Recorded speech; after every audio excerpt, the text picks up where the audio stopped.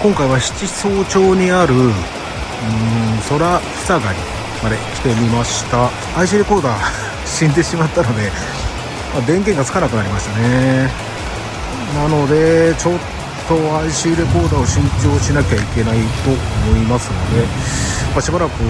ていうかね、今日はちょっとこの場面で、